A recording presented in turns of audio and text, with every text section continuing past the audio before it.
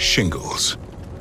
Some describe it as an intense burning sensation or an unbearable itch. This painful, blistering rash can disrupt your life for weeks. It could make your workday feel impossible. The virus that causes shingles is likely already inside of you. If you're 50 years or older, ask your doctor or pharmacist about shingles.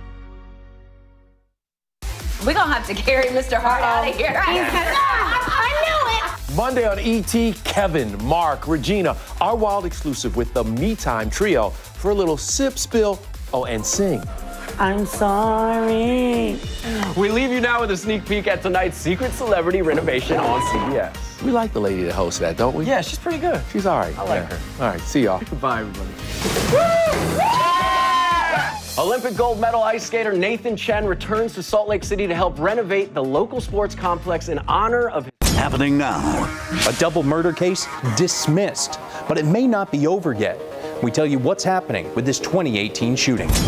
People have been flocking to Canyon Lake all summer long, but now water levels are dwindling, leading to boat ramp closures. What you need to know coming up. Plenty of shower activity in the Gulf of Mexico. Some of it's heading our way. I'll be back to let you know who's likely to see the most in just a bit. The news at 5 starts right now. First at 5, a capital murder suspect continues to be free in San Antonio. Instead of going to court this month, his case was dismissed over delays and unavailable witnesses. Richard Montez charged in the 2018 murder of a teenager and an elderly man during a robbery. But as our Garrett Berger tells us, this case isn't quite over yet. On August 1st, nearly 4.5 years to the day after the shooting at the Casiano homes, Richard Montez was supposed to go to trial for the murders of 14-year-old Angel Guevara and 69-year-old Benito Gallegos. Instead, he walked free the next day. The special prosecutor in the case, Miguel Najera, had requested a delay, citing 3 unavailable witnesses, including the lead San Antonio police detective, who's now retired and was in the Bahamas. She told KSAT the defense had objected to a continuance and that everyone has a right to a speedy trial. And this case had been ramping up for trial for 3 years. Rather than proceed without his witnesses, Najera requested the case be dismissed, intending to refile it. But that means taking it back to a grand jury to re-indict Montez, which he told KSAT he hoped to do this month. If that happens, Judge Boyd told KSAT she'd planned to go very quickly to trial. In the meantime, Montez is out of jail. But that wasn't me. As are the 2 other men he was charged with, Juan and Andres Martinez. The pair already took deals last year that allowed them to plead down to a murder charge in exchange for their testimony.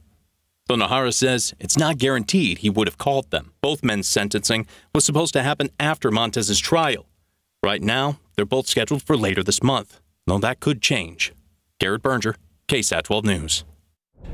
Crime Stoppers hoping you can help them catch a killer. They're looking for information into the murder of 18-year-old Lawrence Thomas. He was killed Monday at an apartment complex on Lamar Street near North New Braunfels and Gabriel on the east side. No one's been arrested, but if you have any information, call Crime Stoppers. The number's on your screen. It's 210-224-STOP. Checking traffic on this Friday. We're going to check out I-10 at the Y, and you can see the traffic is moving just kind of slowly, which isn't all that unusual for this time of day, especially as we head towards the weekend. But there were some serious traffic troubles this afternoon along the already congested I-35 area. This was earlier today in San Marcos, where an 18-wheeler somehow pulled down a power line, and the highway had to be shut down for quite some time while crews cleared the area. They have since reopened. 2 women recovering after they were rescued from a rollover crash last night. This was around 3 a.m. on Bending Crest in Northeast Bexar County. Deputies say for some unknown reason, the driver hit a parked car and rolled her vehicle. Both women had to be cut from the vehicle. They were taken to the hospital and are expected to be okay. No one else was hurt. Lake levels are dropping at Canyon Lake, and in some areas it's too shallow even for boat launches. The low levels of water have now led to limited access for boats. Right now, 4 boat ramps remain closed, including numbers 5, 7, 10, and 22. And according to water data for Texas, currently the lake is at about 88% full at 903.49 feet. That's a 0.6% decline from last week, about 3% less than a month ago. So are visitors concerned? Not concerned. It goes down every summer. It's typical. Is it low? Yeah, but we can still get around. And the boat ramp that we usually use is open. The two other access points, though, ramps 23 and 11, continue to be monitored as they're getting close to their respective closure levels. Tonight at 6, Alicia Barrera speaks to a local water sports business owner on the summer impact. And take a look at Canyon Lake and the radar. Well, unfortunately, no real help from Mother Nature, at least not at the moment.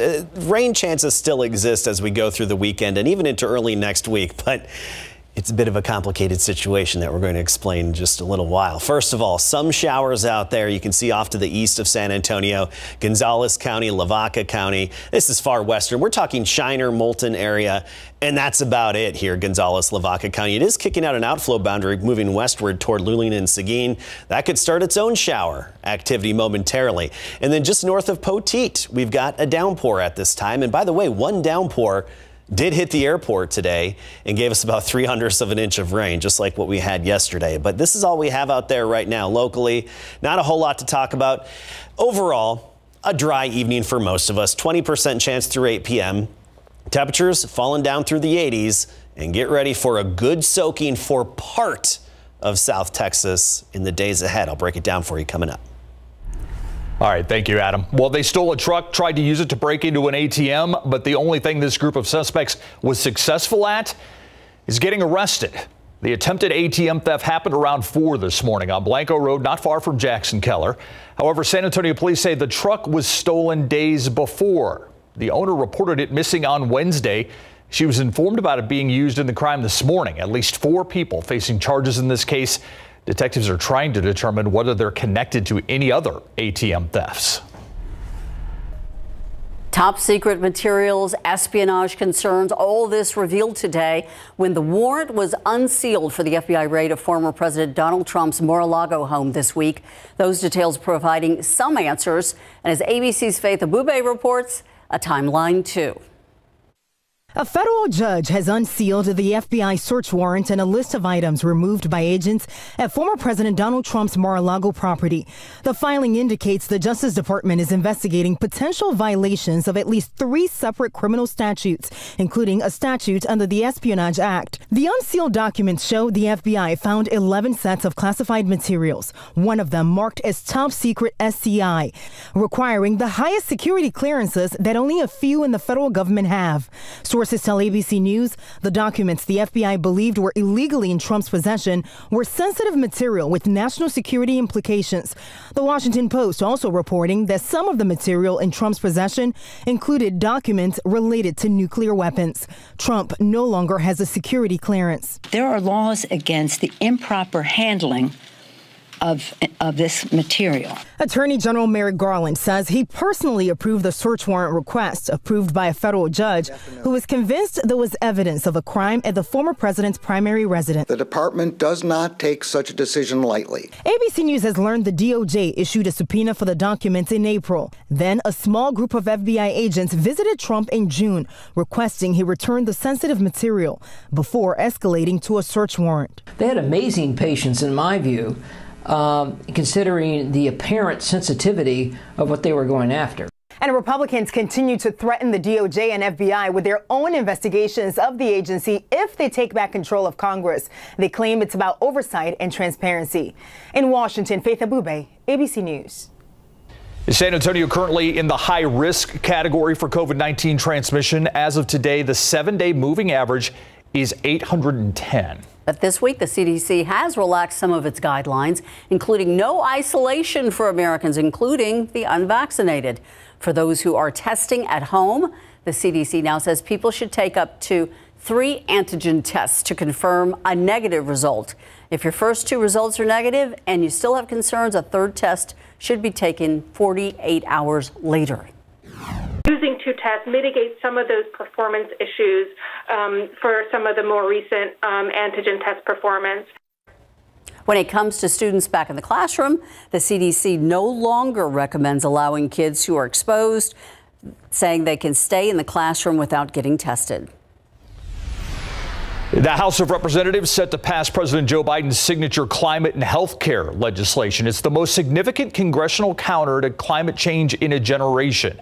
ABC's Morgan Norwood explains what this means for Americans.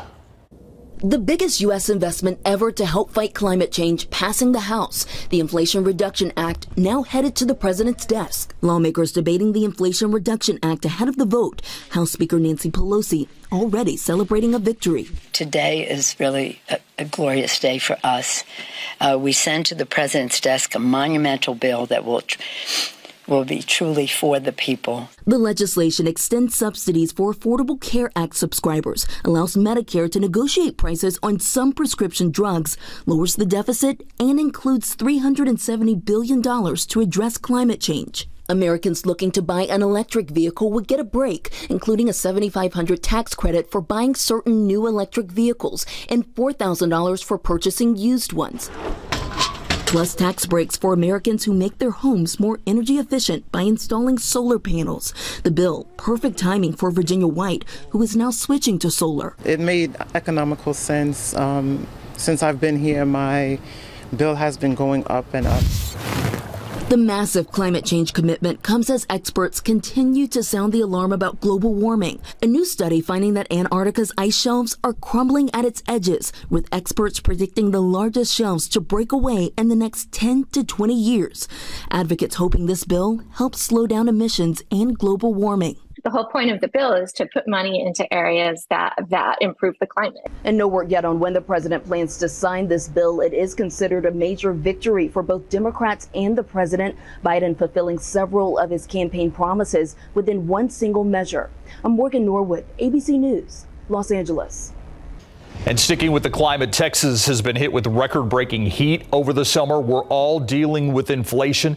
The issues collide, though, when it comes to our utility bill. With CPS Energy increasing rates for customers, we want to know, how is this impacting you? And we'd like for you to scan this QR code, and it'll take you to a 5-question survey on our website. Your answers will help inform our news coverage on the topic. Again, you can find this on KSAT.com. If you don't want to scan this QR code, it's right on our homepage. We've been talking about it all week long. Kids heading back to school, and it's more than just K through 12th grade. College back in session soon. Up next, where to find deals on some of those supplies that may not have been at the top of your list, but could still come in handy. Myra Arthur here, checking with a preview of what you can expect on the news at 6 o'clock today. He is on trial for the brutal murder of a woman killed with an axe. And today, a second person who says she was forced to clean up that crime scene took the stand. What that witness testified to seeing and how the defense responded today at 6. Plus, it is said to be the first partnership of its kind in the nation. Workforce Solutions Alamo now has one of its sites located at the San Antonio Food Bank. Jesse DeGollado shares how people needing food assistance who are also looking for work can now do both under one roof. And a San Antonio native bringing his Hollywood expertise to aspiring local filmmakers. RJ Marquez gets an inside look at 48-hour film project at Techport Center and Arena, what this is, and how it hopes to help San Antonio's film industry grow. That and more today on the news at 6. Thank you, Myra.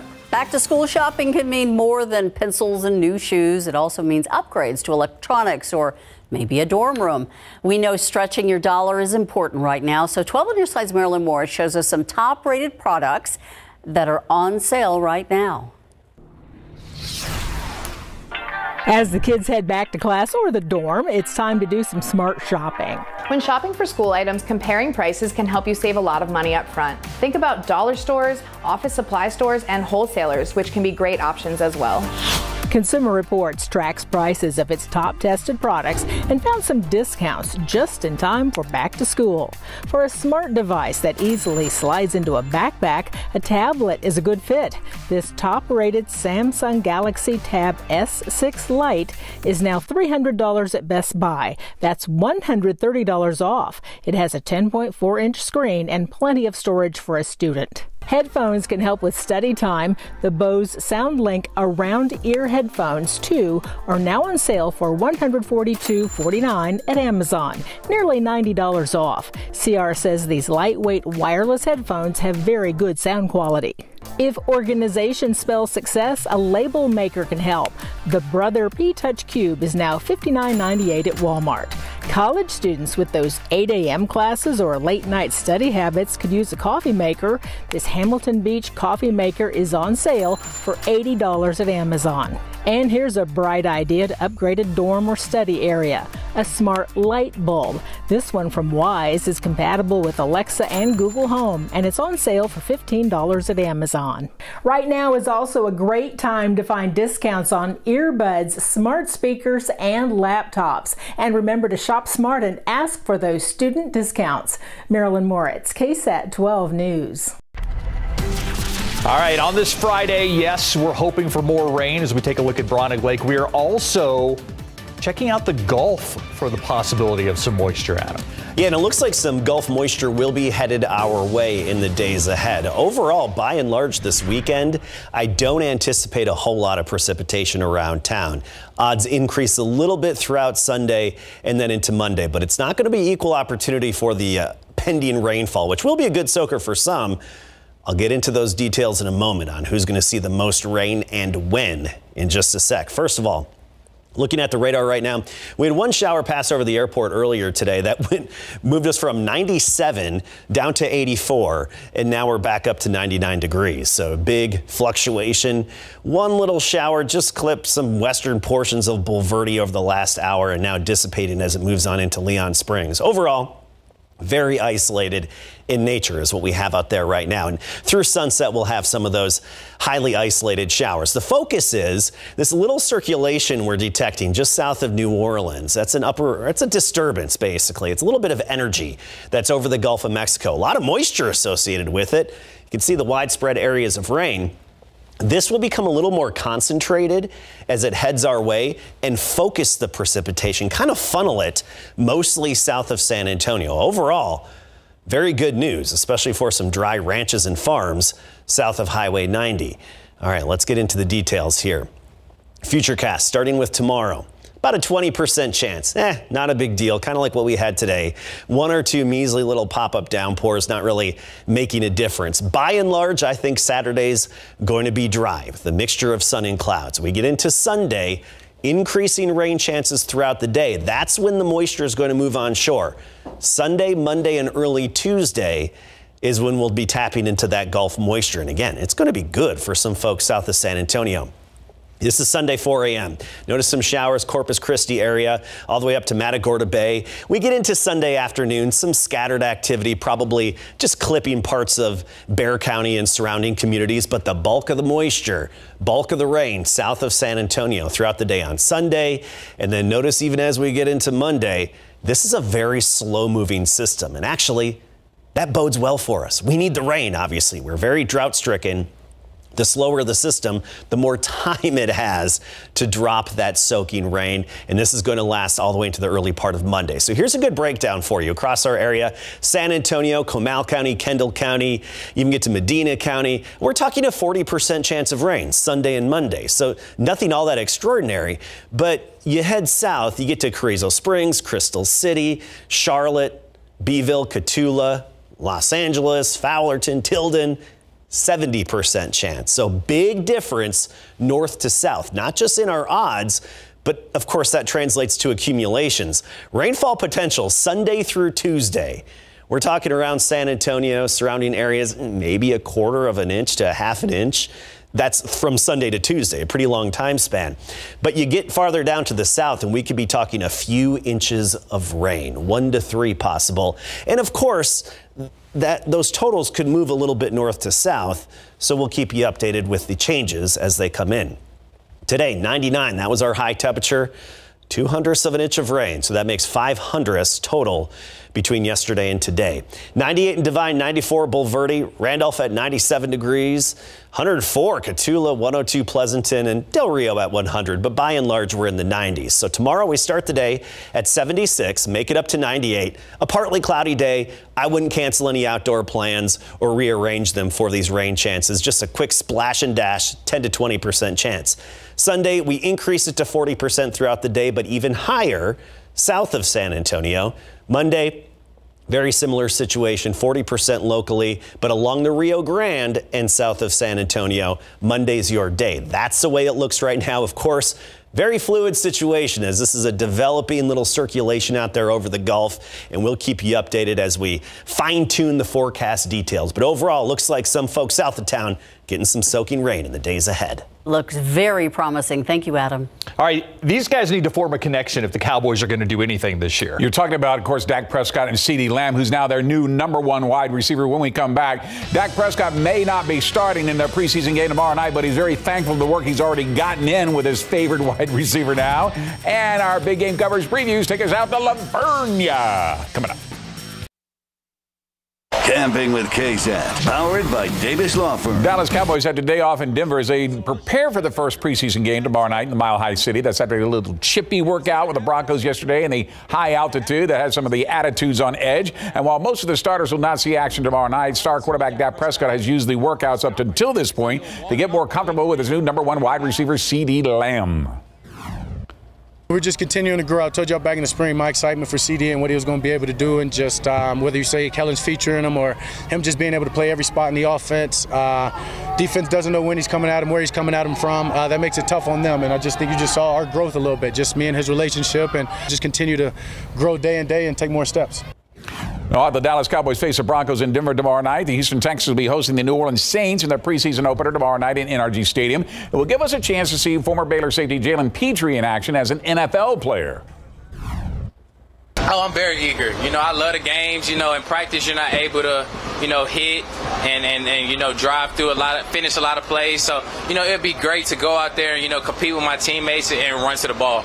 All right, kickoff tomorrow night, 7 p.m.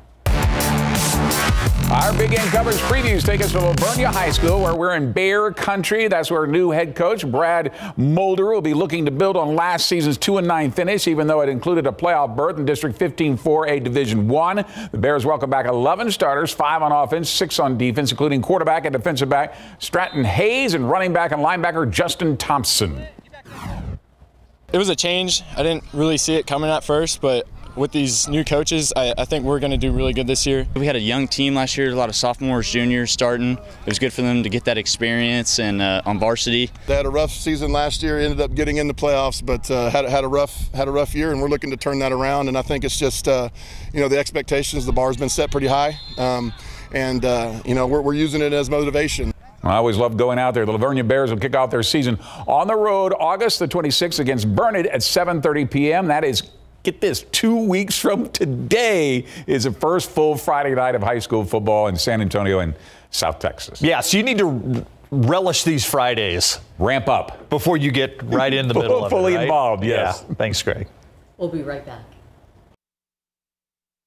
All right, here's an important graphic to look at and take in here. Tomorrow, rain chance 20% around San Antonio, then up to 40% Sunday and Monday. So some scattered activity later Sunday and then here and there on Monday. But the bulk of the moisture, and most of it's going to be farther south of San Antonio.